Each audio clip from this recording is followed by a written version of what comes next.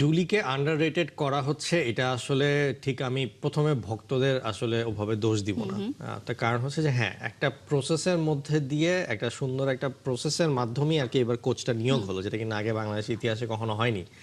কিন্তু এই প্রসেসটা যখন করার সময় কিছু ইনফরমেশন ম্যানেজমেন্ট, এটাকে আর কি ইংলিশে কর্পোরেট ভাষায় বলে ডাটা প্রোটেকশন, বা হচ্ছে মিডিয়া ম্যানেজমেন্ট, এই জিনিসে কিছু ঘাটতি ছিল আমি বলবো।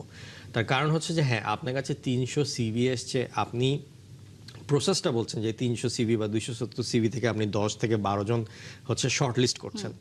কিন্তু এই 10 থেকে 12 জন যে আপনি শর্ট লিস্ট করছেন, এটা প্রথমত যে আপনার মিডিয়াতে কখনো অ্যাডমিট করা উচিত হয়নি, এবং দ্বিতীয়ত এটাকে আপনার এতই গোপনীয়তা রাখা উচিত ছিল যে এই 12 জনের নাম কখনোই যাতে ফ্যান বা মিডিয়া বা ফ্যান গ্রুপ কোনোভাবেই কোনো জায়গায় যাতে না আসে। কারণ যখন শর্ট লিস্ট প্রসেসিংয়ে চলে যায়, তখন যে জিনিসটা হয় যে ইন্টারভিউ হয়, এবং ইন্টারভিউয়ের পরে নেগোসিয়েশন হয়।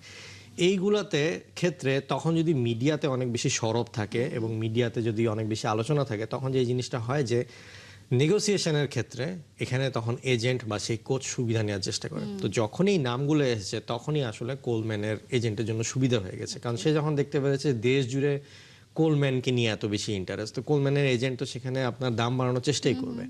আপনি হয়তো ফিফার হয়তো এই এজেন্টের যে রেগুলেশন বা এগুলো নিয়ে হয়তো অনেক ক্লজ দেখাতে পারেন, কিন্তু ফুটবল ওয়ার্ল্ডে আপনার ধরেন যে এই যে নেগোসিয়েশনগুলো হয়, এগুলো অনেকটা কাগজে লেখা থাকলেও অনেকটা হয় যে নিজেদের নেগোসিয়েশনের ভার্বাল এবং কমিউনিকেশনের মাধ্যমে।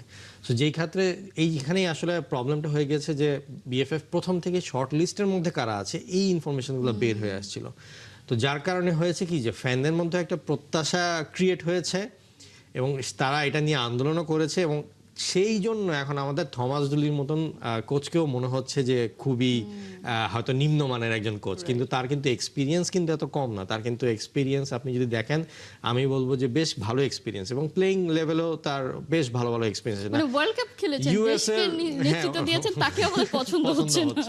সো এটার কারণটা একটাই যে এই আপনি যদি শর্ট লিস্টের এই 12 জন বা 10 জন যারা ছিল, তাদের নামটা যদি রিভিল না হতো, একেবারে যদি লাস্টে এসে বলা হতো যে হ্যাঁ আমরা ইনাকে সিলেক্ট করেছি, তাহলে, এবং বিএফএফ এর পক্ষ থেকেও যদি মিডিয়াতে কখনো অ্যাডমিট না করা হতো যে শর্ট লিস্টে অ্যাকচুয়ালি কারা আছে, তাহলে জিনিসটা এত বেশি হতো না, জলঘোলা।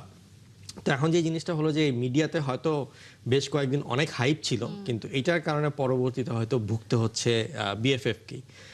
এবং যার কারণে যেটা হচ্ছে যে এখন হয়তো আগে একটা কথার দাম ছিল তাবিদ ভাইয়ের, যে হ্যাঁ তাবিদ ভাই কথার প্রচুর দাম আছে, যে উনি যা বলে সেটাই হয়, কিন্তু এখন এইটার মাধ্যমে যেটা হলো যে ফ্যানরা একটু আশাহত হলো, এবং এর পরবর্তীতে হয়তো তাবিদ ভাইয়ের কিছু প্রমিস করলে হয়তো সেটা ফ্যানরা কিভাবে নিবে সেটা আমি আসলে এখন বলতে পারছি না। নিশ্চয়ই, কারণ আপনিও তো ভরসা করে বলেছিলেন যে তাবিদ ভাই যেহেতু ডেট দিয়েছে, সেই ডেটে আমরা কোচের নাম বলেছিলাম, কারণ উনি নরমালি যখন একটা ডেট দেয়, একটা প্রমিস করে, উনি এটা সবসময় ফুলফিল করে, কিন্তু এবারই প্রথম দেখলাম আর কি। কিন্তু